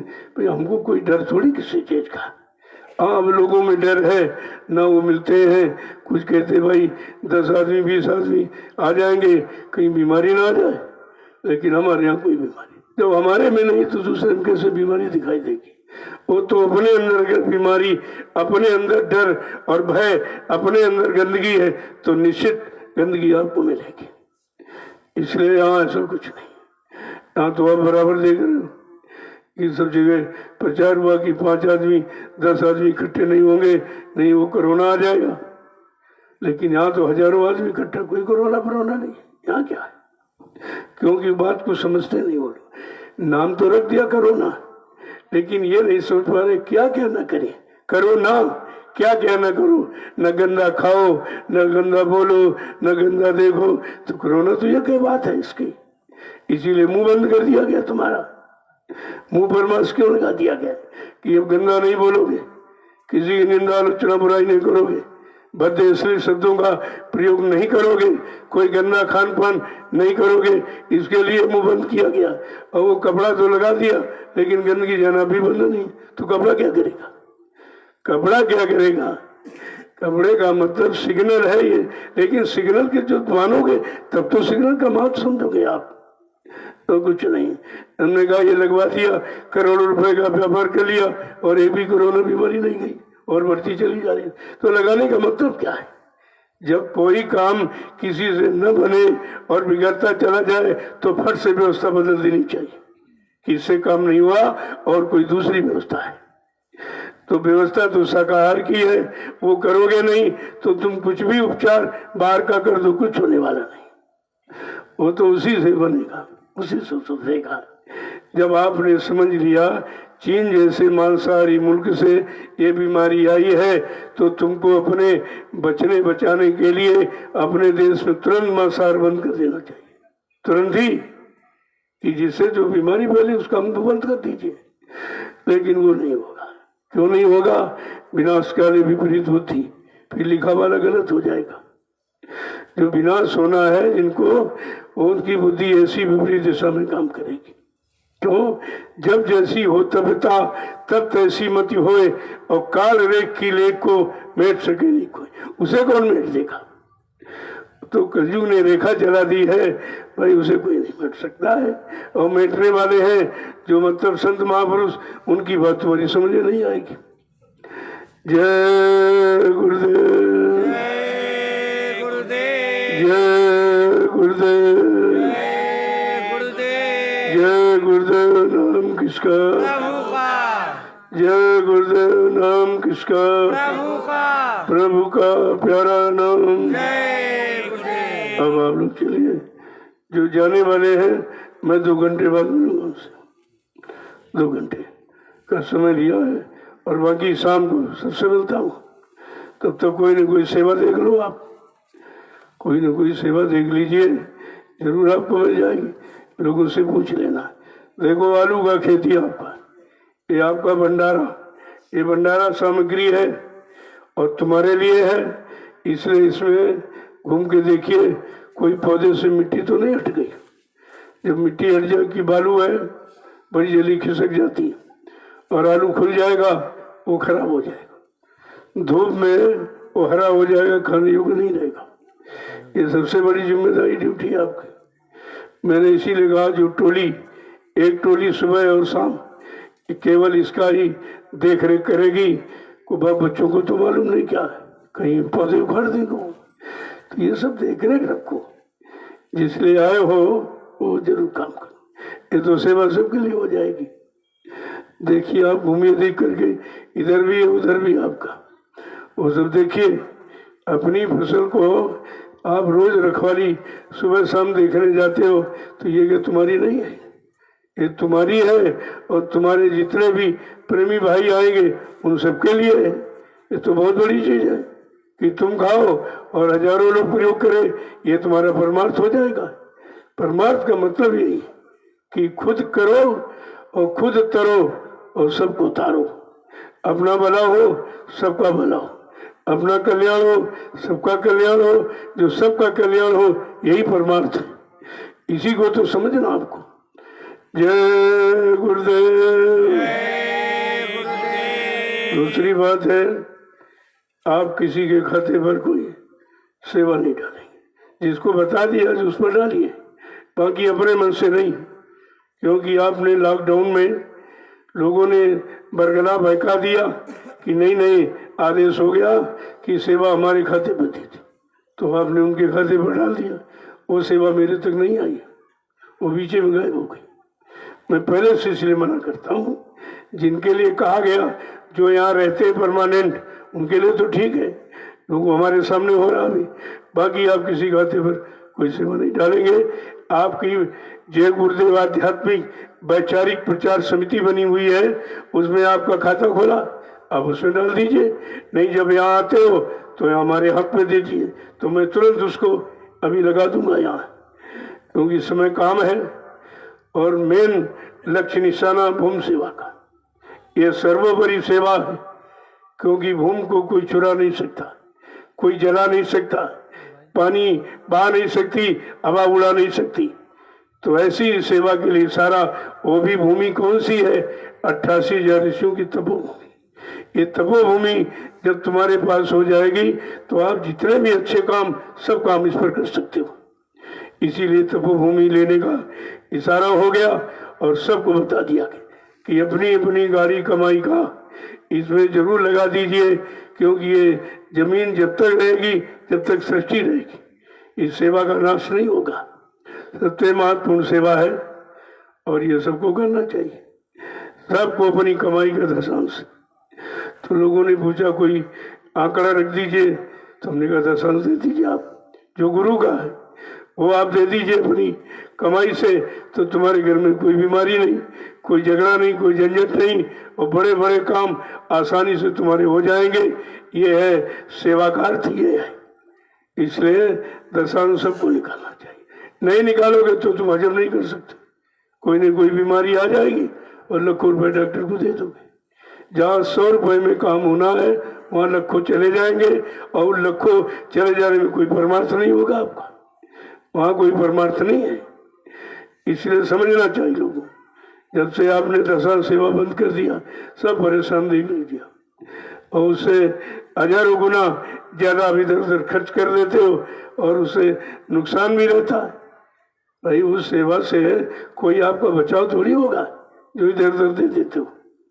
तो बताए तो सब जाता है, समझ में आ जाए तो जल्दी काम हो जाएगा। तो जब सेवा भूमि सेवा इकट्ठी हो तो फौरन कोई जमीन ले लो आप यहाँ, क्योंकि आगे सभी आएंगे यहाँ और जमीन उतनी है नहीं।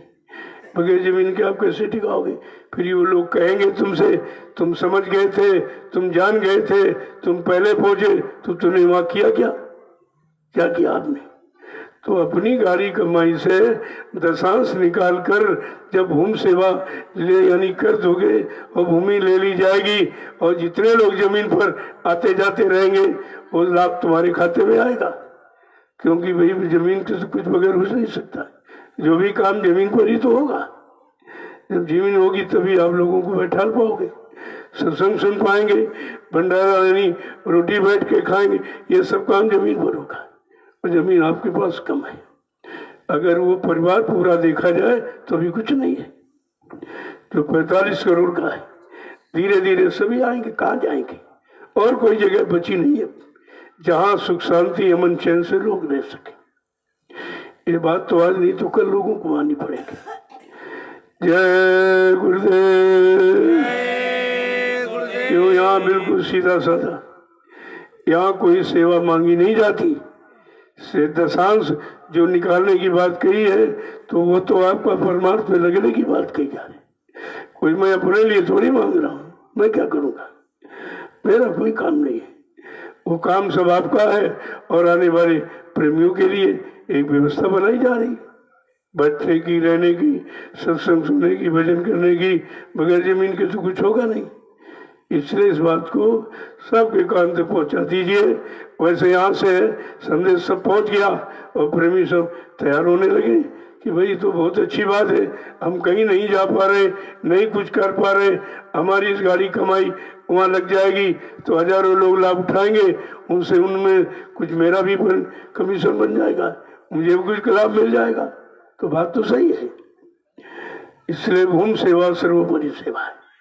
अन्य लोगों से ये 6 जिलों को तो विशेष, जो 6 जिले जुड़े हैं, पहला सीतापुर का बड़ा सौभाग्य है कि वहाँ पर आश्रम बन रहा है। बड़े सब सौभाग्यशाली ये लोग हैं कि जिनके घर में हो रहा, तुम्हारे घर में हो रहा, तुम नहीं कुछ कर पा रहे हो, वो बाहर के लोग कर जाएंगे, फिर तुम्हें लाभ क्या मिलेगा।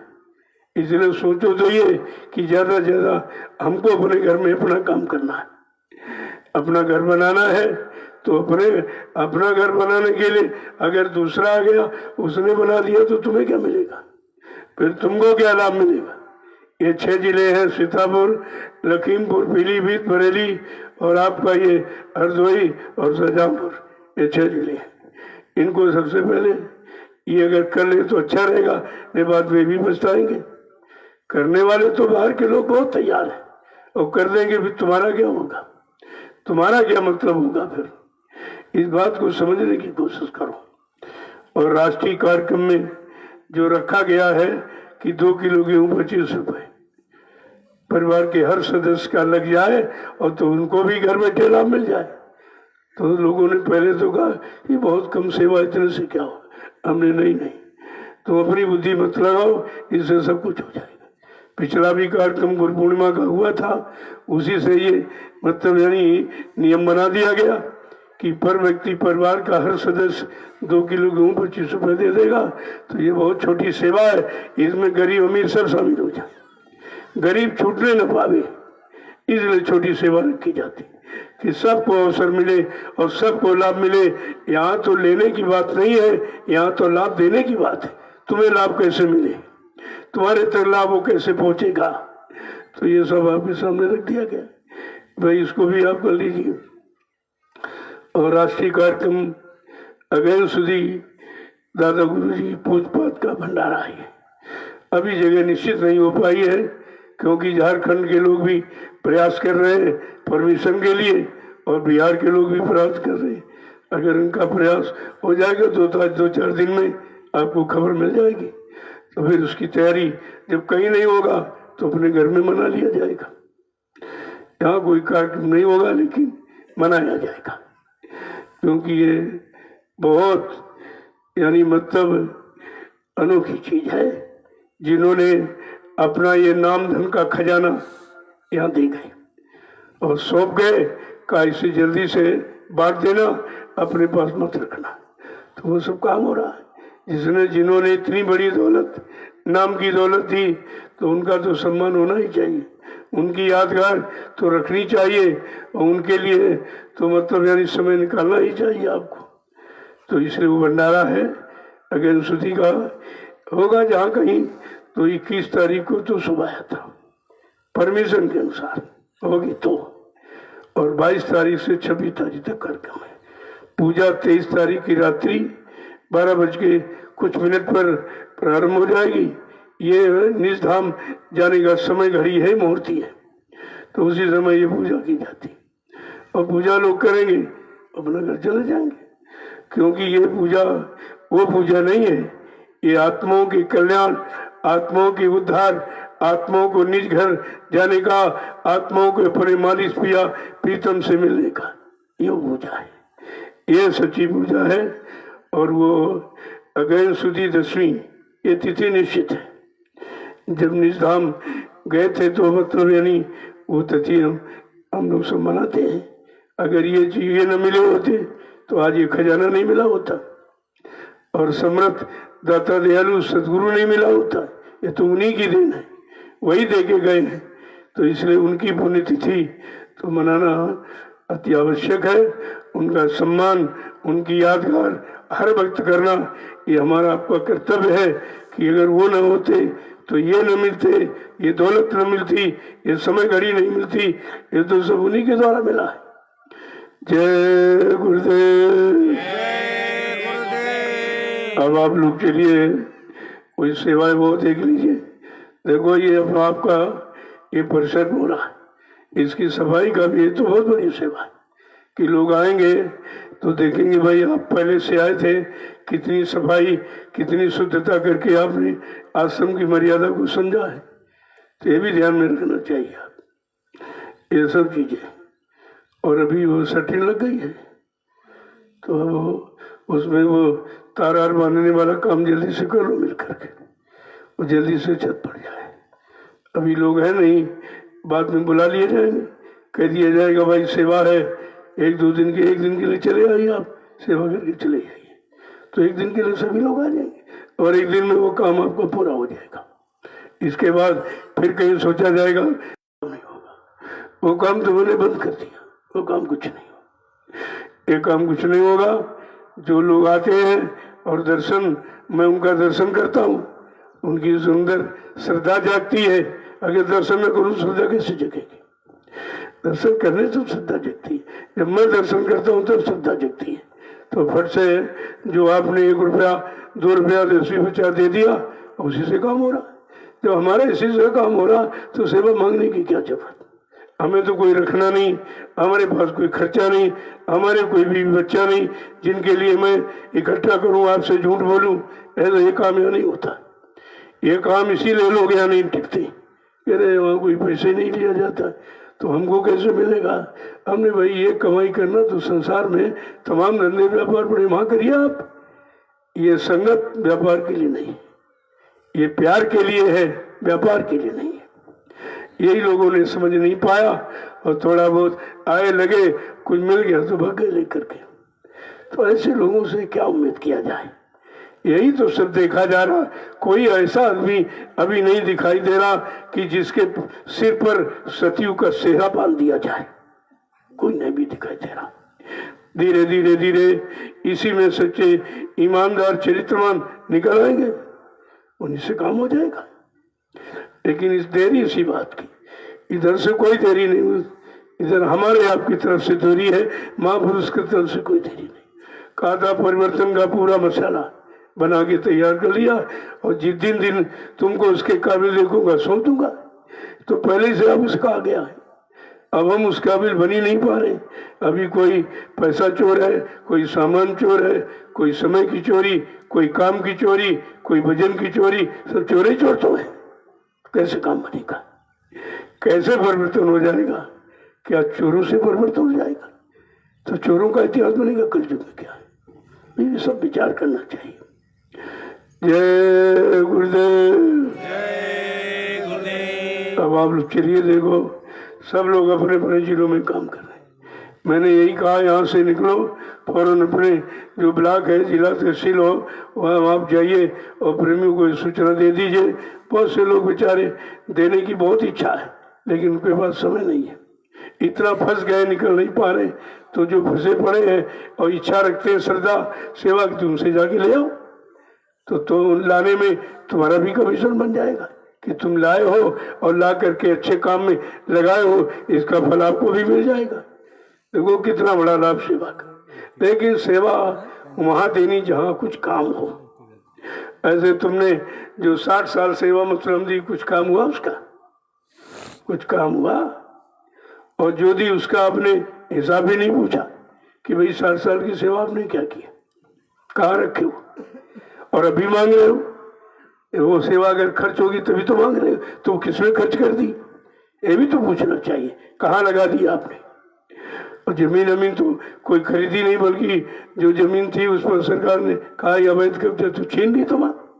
जो लोगों ने दान दी थी उन लोगों ने कहा कि बाबा जी मर गए, तो कहा हमने तुमको थोड़े दी थी, हमने उनको दे दी। जब तुम कह रहे हो मर गए तुम्हारी जमीन हमको दो, ऐसे तुम्हारी जमीन निकल गई। इनका ही उल्टा सीधा गलत प्रचार करने से सब नुकसान हुआ है। ये जो सोचते थे उसके सब उल्टा हो गया। और सजा भी बाकी है जो बाद में मिलेगी, वो तो सजा बाकी है। जब समर्थ महापुरुष को कह दिए मर गए, मौत का प्रचार कर दिया, इससे बड़ी और कौन सी सजा? तो बहुत गुनाह किया आपने, वो सजा बाद में आपको मिलेगी। बचेगा कोई नहीं। कोई ये सोचता हो कि माफी मिल जाएगी, माफी, ये माफी नहीं मिलेगी, ये तो माफी मिलने वाली है नहीं। और तमाम देख रहे जिन्होंने कहा बाबा जी मर गए चले गए, उसमें तमाम तो मर ही गए, खुद ही मौत के हवाले हो गए और सब नरकों में चले गए। ऐसी मौत हुई, ऐसी मौत हुई कि नरक में प्रेत योनि में चले गए, अब भूत प्रेत बन के भी रहेंगे। तब इनको पता चलेगा कि गुरु का अपमान करने की क्या सजा है। और संगत को गुमराह करने की क्या सजा है? और संगत की गाड़ी कमाई को इधर उधर ऐशो आराम में खर्च करने की क्या सजा? ये सब सजा ही तो सजा है। जय गुरुदेव। अब आप लोग चलिए, अगर सेवा मिल जाए तो देखो। और ये घूमिए, आप इसको देखिए, अपने सब्जी फार्म को देखिए। आप अभी जल्दी से 1 महीने में तैयार हो जाएगा। फिर आपके भंडारे का भोजन है। तो जो आपकी चीज़ है आपके लिए, तो उसको तो विशेष को ध्यान करके आपको देखना चाहिए कि भाई हमारी चीज़ हमारे काम की, जरा देखिए इसमें कोई नुकसान तो नहीं हो रहा है। क्योंकि आप 2-4 दिन के लिए आते हो, चले जाते हो, तो 2-4 दिन के आओ तब तो जिम्मेदारी समझो कि अपनी चीज़ की। तो इधर उधर सब आप देख लीजिए, तो धीरे से समझने की कोशिश करो। मैं चाहता हूँ कि उसकी वो बांस की बैरिकेडिंग खत्म कर दीजिए। उधर जो आप गोदाम के पीछे जो है आलू, उससे जो पिलर ये राजमिस्त्री तैयार कर रहे हैं, तो जल्दी से तार को खरीद के ले आओ। आपने लखनऊ में बताया था कि मतलब वहाँ कोई मार्केट है, वहाँ ये चीज़ मिलती है, तो मैं ले आइए आप जल्दी से। ले करके उसको 3 तार बांधना, कोई जानवर अंदर न जा सके। तो ये काम वहीं से शुरू होगा। पहले उसको, इसके बाद इसको, ये सब बैरिकेडिंग हट जाएगी बांस की। फिर ये और दूसरी जगह काम आएगी, जहाँ जमीन ले ली जाएगी वहाँ काम आ जाएगी। तो यहाँ से अब हटा करके यहाँ पक्की व्यवस्था कर दो और गेट लगा दो, ताकि कोई जानवर जंगली नुकसान न कर सके। आप इस तरह से 3 तार आप लगाएंगे, इसमें 3 तार लग जाएगा, फिर कोई नहीं जा पाएगा। तो ये सब व्यवस्था है, काम ही सेवा तो सेवा है। अभी सेवा चालू हो जाएगी, सब करने लगेंगे। भाई पिलर को गाड़ेंगे पहले आप, उनकी सेवा, लाने वालों की सेवा, गाड़ने वालों की सेवा, फिर तार बांधने उनकी सेवा, ये तो सेवा आपको मिल जाएगी सब। जब कोई आधार बन जाता है तभी सेवा आप कर पाते हो, बिना आधार के तो कुछ नहीं होगा। सोचा जा रहा कुछ जमीन मिल जाए, फिर वहाँ आपकी सेवा चल पड़ेगी। ऐसी से ऐसी जमीन मिल जाए जहाँ पर आपका निवास और आधे में लैट्रिन बाथरूम बना दिया जाए, वहीं आप रहो, अंदर वो गेट लगा दिया जाए, को बाहर नहीं कोई जाएगा। कोई लड़की कोई मेला बर्तन रात में इधर उधर टहलने नहीं निकलेगी। आप जानते हो समय कितना खराब। वो तो बचाव सुरक्षा यहाँ है, तो उस बात को नहीं, दुनिया को देखिए जरा उठा के क्या हो रहा है, क्या लोग कर रहे हैं, कितने परेशान, कितनी तकलीफ मुसीबतों में है। लेकिन यहाँ तो तुम सुरक्षित हो, तुम अपनी सुरक्षा समझ नहीं पा रहे हो। यहाँ तो कोई मकान बना नहीं, फिर भी आप सुरक्षित हो। यही दया, इसी को दया कहते। ये तो भूमि ऐसी है कि सुरक्षा की, जब सुरक्षा की बात समझ लोगे और सब जगह फैल जाएगी तो सब लोग आने की कोशिश करेंगे। चलो अब तो घरों में सुरक्षा नहीं, घर में भी लोग सुरक्षित नहीं हैं, और बात तो छोड़ दीजिए आप। और ये तो आपका असली घर है, जो इधर तुम्हारी सुरक्षा और उधर घर जाने की बात कर रहा। ये तो ऐसा घर आपको मिल गया जो दोनों तरफ का काम कर लोगे। तो घर जाओ, मैं मना नहीं करता हूँ, लेकिन ये घर नहीं मिलेगा कहीं। ऐसा लाभ कहीं नहीं। जमीन पर सोते कोई तकलीफ है, वहाँ के 2 पर सोते थे, यहाँ जमीन में सोते। ये जमीन का असर तुम्हारे शरीर में लगेगा। इसीलिए कहा मतलब ये जमीन पर आपको सोना है। ये भूमि 88,000 ऋषियों की तपोभूमि, और तुम ये मिट्टी शरीर में लगने नहीं देते हो, तो भी सुधार कैसे होगा? इस भूमि का लाभ आपको कैसे मिलेगा? भूमि से बढ़कर नहीं आसन कोई संसार में। फिर बिछाने क्या करो कष्ट तुम बेकार में। क्यों तकिए बिछोने के चक्कर में हो? इसमें जरा लेट कर पढ़ के देखिए आप, ये भूमि क्या आपको देती है। ऐसे तो नहीं यहाँ सब रख दिया गया, अरे कुछ सोच समझ कर कुछ देखा गया है, लोगों को लाभ मिलेगा, इसलिए तो ये सब व्यवस्था बना दी गई है। और ये भोज की झोपड़ी कितनी सुविधाई है, और वजन भी आप कर लोगे। लेकिन महलों में वजन नहीं होता है, इमारतों में वजन नहीं होता है, वजन जंगल झोपड़ियों में होता है कि यहाँ सादगी है और इस भूमि का असर है, वो भी तुम्हें लाभ दे रहा है। तो एक तरह से नहीं, कई तरीके से लाभ आपको यहाँ मिल रहा है। 88,000 ऋषियों की यही भूमि की महिमा है। तभी सोचा जा रहा कि 88,000 ऋषियों ने तपस्या किया और भूमि को पवित्र पावन बना दिया, चलो इसको खरीद लिया जाए। जब खरीद लिया जाए तो आपका भी काम इसमें हो जाएगा, इसीलिए लिया जा रहा है। ये सब ध्यान में रखकर और आपको ये काम जल्दी से कर लेना चाहिए। कुछ नहीं तो भूमि में लग जाएगा, कमाई लग जाएगी तो भी आपको लाभ मिलने लगेगा। यहाँ लाभ के सिवा नुकसान कुछ नहीं, बशर्ते वो लाभ तुम्हारी समझ में आ जाए। जय गुरुदेव।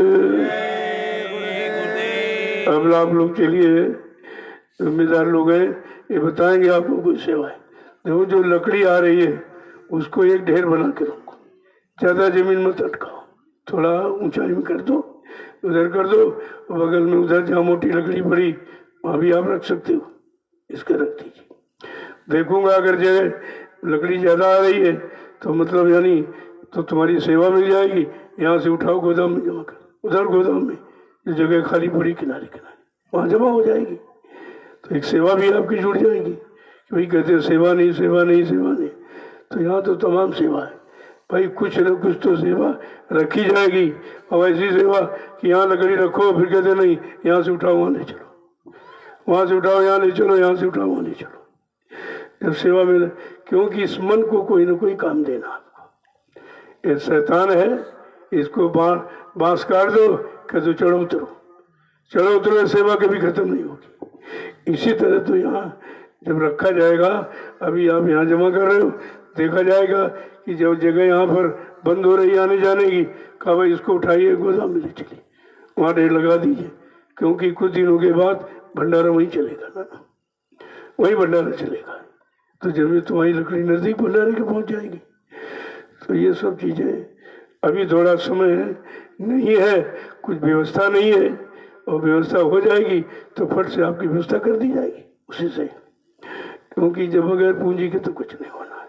अब हम चाहते कि सबकी लग जाए, गरीब अमीर की, परिवार के हर सदस्य की कुछ न कुछ लग जाए, ताकि उसका लाभ सबको मिल जाए। सब लोग तो यहाँ नहीं आ पाते, सेवा अगर आ जाएगी तो नहीं भी आते, तभी जो यहाँ काम होगा उस काम से जितने लोग लाभ उठाएंगे तो तुम्हारा भी तो उसमें शामिल है, क्योंकि आपने सेवा दे दी है।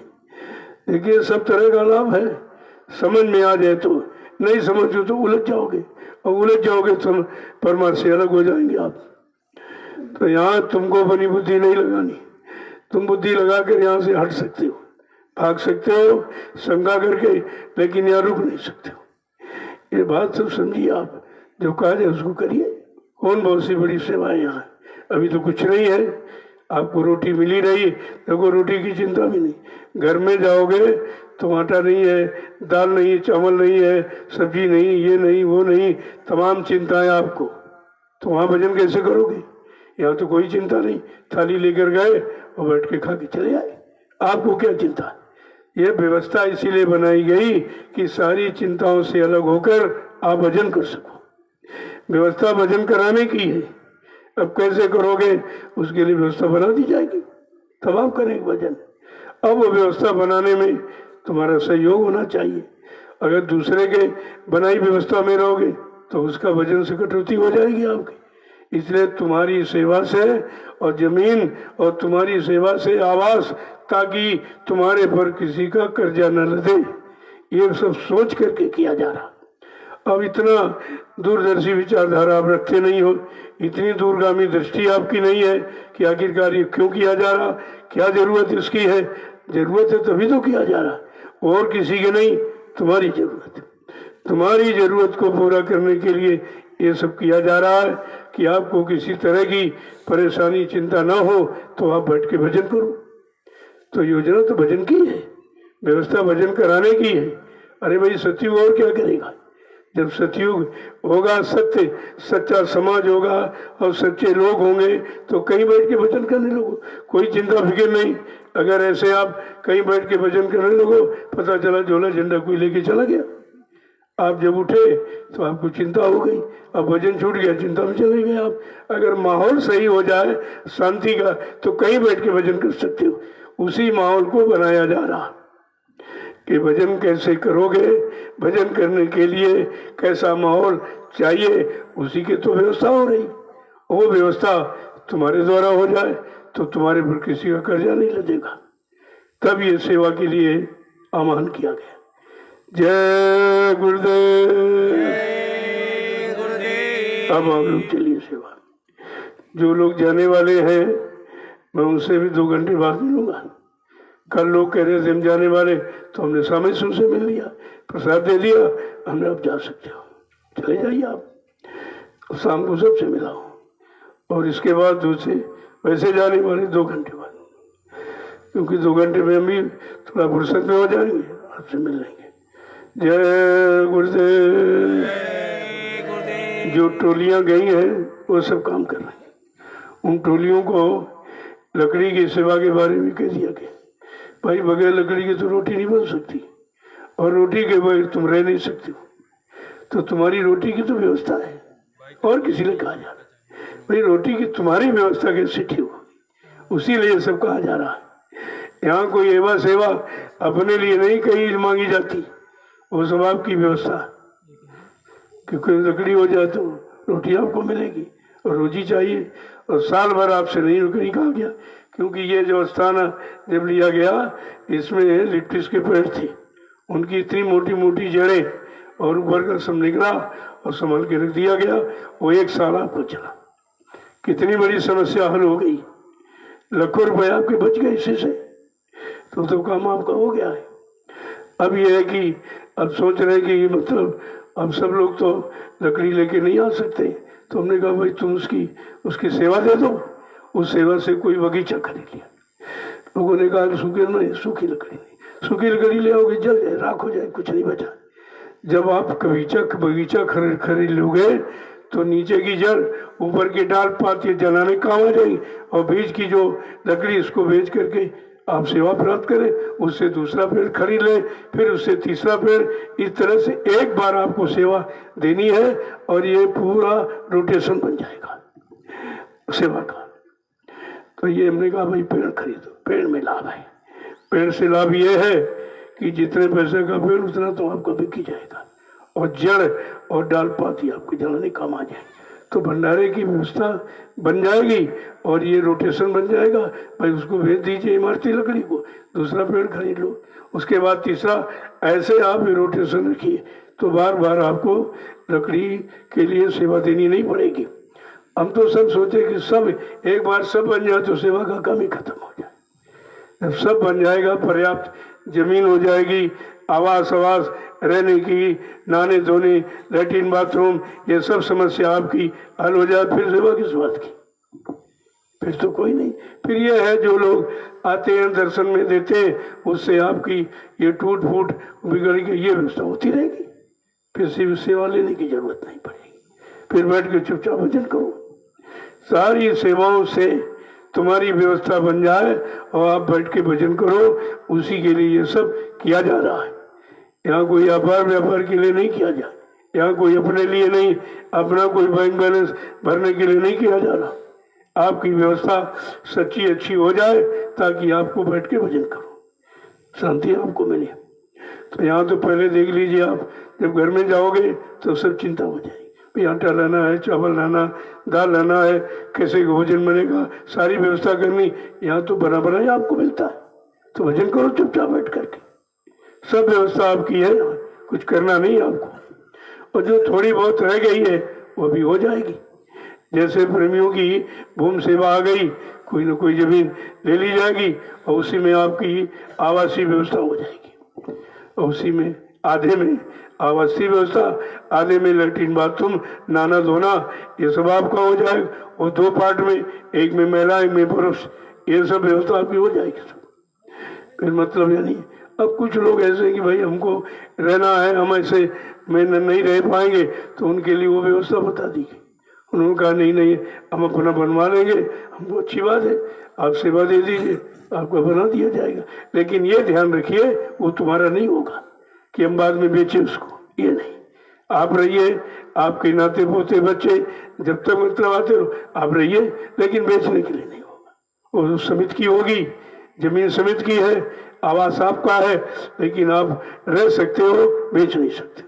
ये कई बार मथुरा में हुआ, लोगों ने ले ली और बाद में ऐसा कि वो उनके अंदर तो भाव था बाप के अंदर, लेकिन बेटों के अंदर भाव नहीं था। उन्होंने कहा हमारे बाप की प्रॉपर्टी है, उन मुसलमानों की हालत में थी। अब बताइए, मंदिर के आसपास परिसर में कोई मुसलमान ठहरे, अंडा मुर्गा मीट खाएगा तो वहाँ मर्यादा रहेगी। इसलिए हमने ये पहले से खत्म कर दिया कि आपकी यहाँ बेचने के लिए नहीं, रहने के लिए। जब आप चाहेंगे तो ताला नहीं बंद करेंगे, प्रेमी रहेंगे उसमें, सफाई झाड़ू पोछा लगाते रहे। जब तुम आओ तो तुम्हारा खाली मिलेगा, फिर आप रहिए। ये नहीं मतलब ताला लगा के 2-2 4-4 महीने आप गायब, तो ऐसे नहीं है। ये मैंने पहले हिदायत दे दी, ये 2 काम नहीं होंगे। आप भेज नहीं सकते हो, आप ताला, आश्रम में ताला नहीं लगेगा।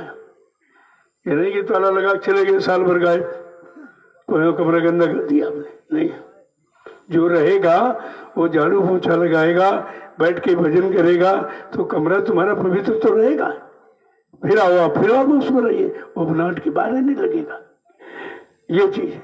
तो इन दोनों बातों को समझ लीजिए पहले, कि बाद में कोई आप यहाँ पर विद्रोह करे कि नहीं नहीं नहीं हमने पैसा दिया, ये तो ऐसा करोगे हम तुरंत पैसे लौटा देंगे आपके, ले जाइए आप पैसे, यहाँ पैसे की जरूरत नहीं है, वो तुम्हारी व्यवस्था तुम्हारे पैसे से बनी, हम उसको क्या करेंगे। तो ये चीज नहीं है। पहले मैंने बता दिया है कि इस तरह आपको नहीं करना है। जमीन समिति की रहेगी, आप उस पर, तुम्हारी आवासीय व्यवस्था बन गई है, वो कमरा तुम्हारा है, रहने के लिए, बेचने के लिए नहीं है। ये सब बातें मैंने पहले खोल के कह दी। जय गुरुदेव, जय गुरुदेव, जय गुरुदेव, जय गुरुदेव। नाम किसका? जय गुरुदेव। नाम किसका? प्रभु का प्यारा नाम। अब आपके लिए बड़ी बड़ी सेवा है।